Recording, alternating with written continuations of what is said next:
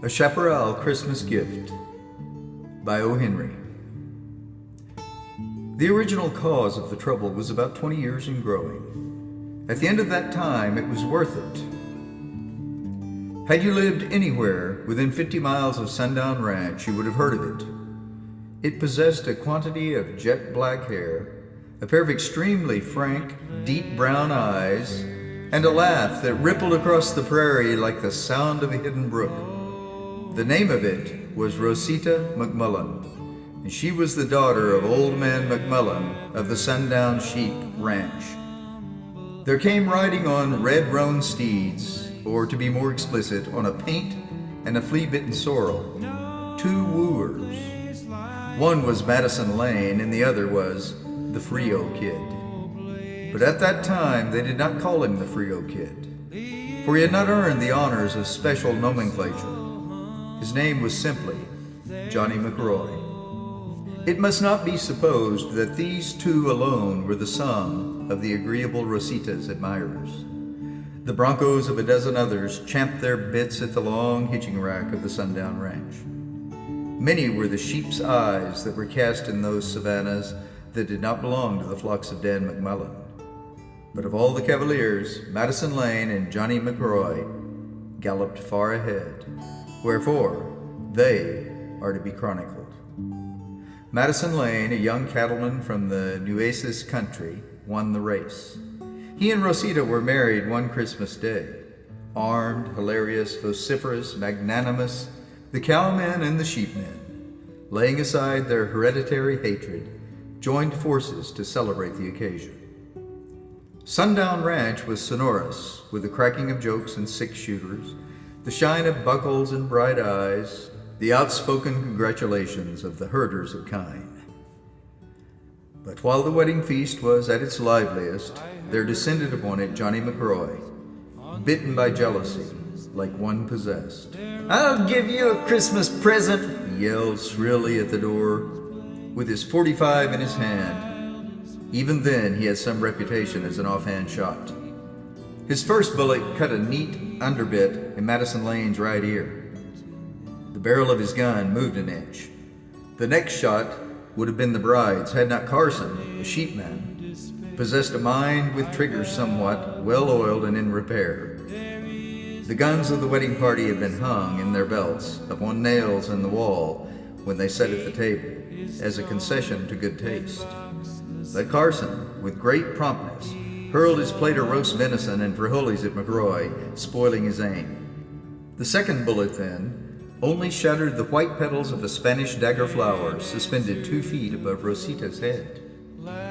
The guests spurned their chairs and jumped for their weapons. It was considered an improper act to shoot the bride and the groom at a wedding.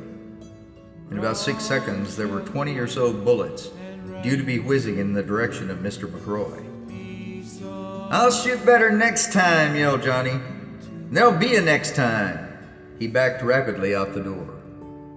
Carson, the sheepman, spurred on to attempt further exploits by the success of his plate throwing, was first to reach the door. McRoy's bullet from the darkness laid him low. The cattlemen then swept out upon him, calling for vengeance. For while the slaughter of a sheepman is not always lacked condonement, it was a decided misdemeanor in this instance. Carson was innocent. He had no accomplice at the matrimonial proceedings, nor had anyone heard him quote the line, "Christmas comes but once a year," to the guests. But the sortie failed in its vengeance. McRoy was on his horse and away, shouting back curses and threats as he galloped into the concealing chaparral. That night was the birthright of the Frio Kid. He became the bad man of that portion of the state. The rejection of his suit by Miss McMullen turned him into a dangerous man. When officers went after him for the shooting of Carson, he killed 2 of them, and he entered upon the life of an outlaw.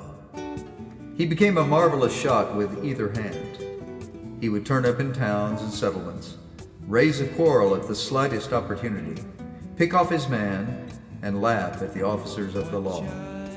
He was so cool, so deadly, so rapid, so inhumanly bloodthirsty that none but faint attempts were ever made to capture him. when he was at last shot and killed by the little one-armed Mexican who was nearly dead himself from fright. The Frio Kid had the deaths of 18 men on his head. About half of these were killed in fair duds, depending upon the quickness of the draw. The other half were men whom he assassinated from absolute wantonness and cruelty. Many tales are told along the border of this outlaw of impudent courage and daring. But he was not one of the breed of desperadoes who have seasons of generosity and even of softness. They say he never had mercy on the object of his anger. Yet at this and every Christmas tide, it is well to give each one credit, if it can be done, for whatever speck of good he may have possessed. If the Frio Kid ever did a kindly act or felt a throb of generosity in his heart, it was once at such a time and season, and this is the way it happened. One who has been crossed in love should never breathe the odor from the blossoms of the radama tree. It stirs the memory to a dangerous degree. One December in the Frio country, there was a radama tree in full bloom, for the winter had been as warm as springtime. That way rode the Frio Kid and his satellite and co-murderer, Mexican Frank. The Kid reined in his Mustang and sat in the saddle, thoughtful and grim, with dangerously narrowing eyes. The rich, sweet scent touched him somewhere beneath his ice and iron. "I don't know what I've been thinking about, Mex," he remarked in his usual mild drawl, "to have forgot all about a Christmas present I got to give. I'm going to ride over tomorrow night and shoot Madison Lane in his own house. He got my girl.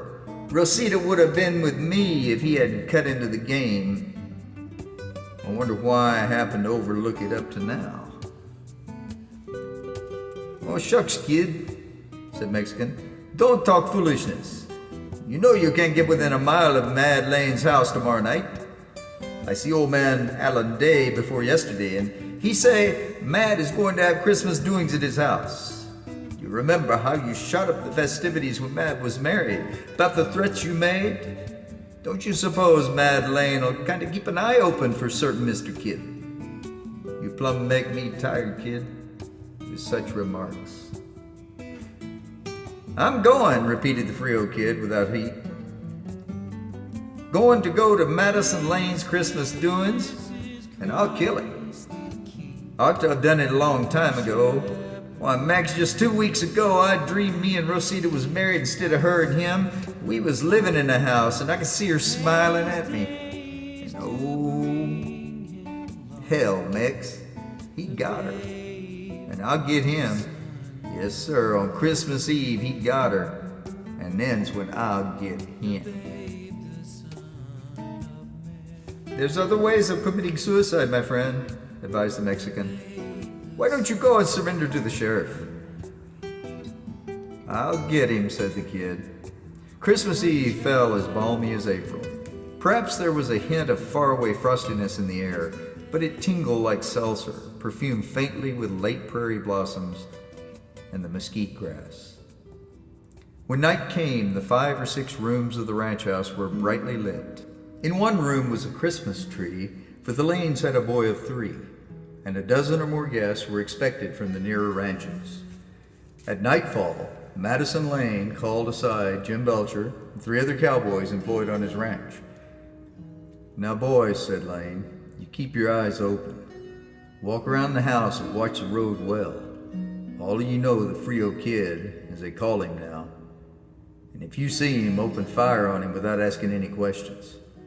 I'm not afraid of his coming around, but Rosita is. She's been afraid he had come in on us every Christmas since we were married." The guests had arrived in buckboards and on horseback and were making themselves comfortable inside. The evening went along pleasantly. The guests enjoyed and praised Rosita's excellent supper.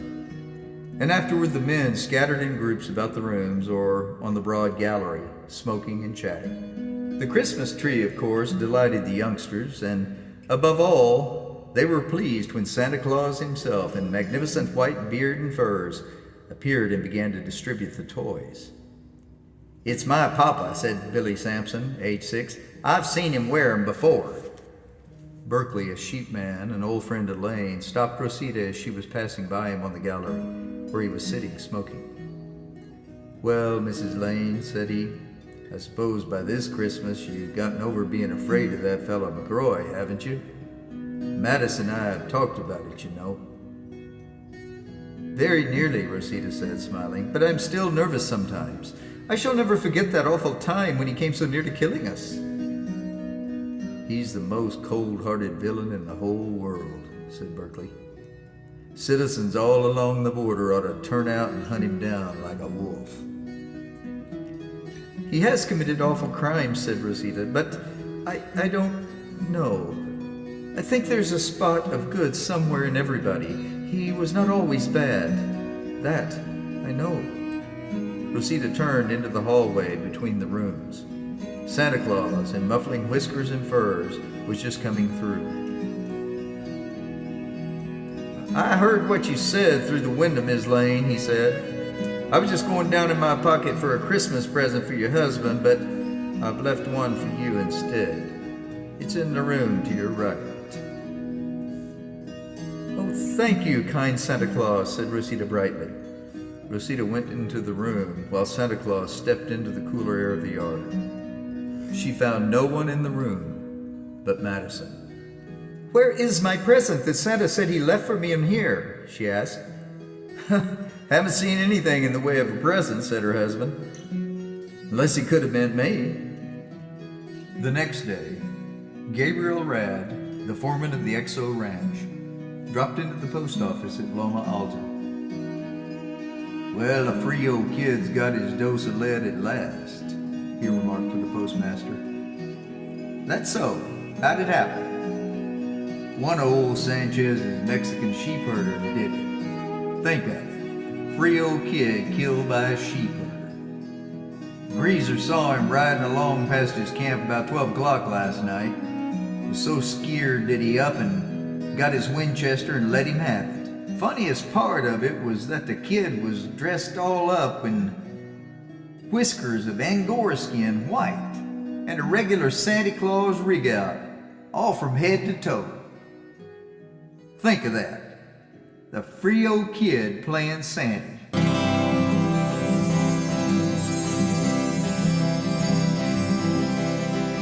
Angelina Cruz was a Spanish girl, with flashing eyes and a raven curl, longing for a love that knew no end. In the heartbeat Santa Ana wind, Johnny Dark was an outlaw on the run, with a haunted heart and a hired gun. The night he came to the Casa de la Cruz, nothing left to win, nothing left to lose. Amor Verdadero, Amor Verdadero, Amor Verdadero, it will never end. True love in the Santa Ana wind. Wind blew hot through the canyon tree, kissed her heart in the evening breeze. Jasmine sweet with beads of sweat, passion burned with no regret. Posse came one autumn day, carry the outlaw far away. Long ago lay down his gun, hung him high in the noonday sun. Amor Verdadero, Amor Verdadero, Amor Verdadero, it will never end. True love in the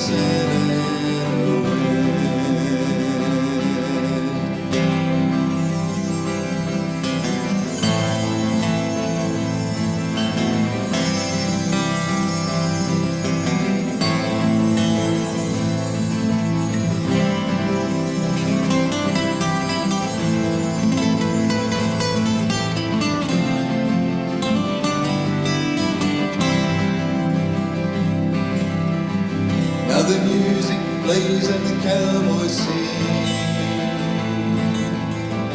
Senoritas dance as the guitars ring,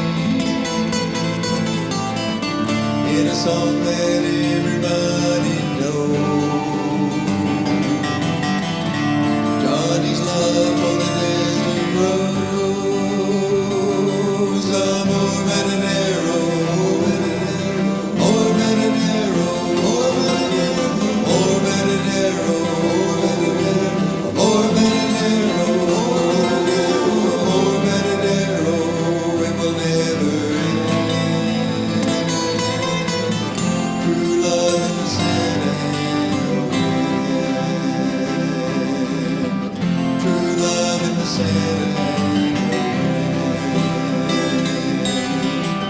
True love in the Santa Ana.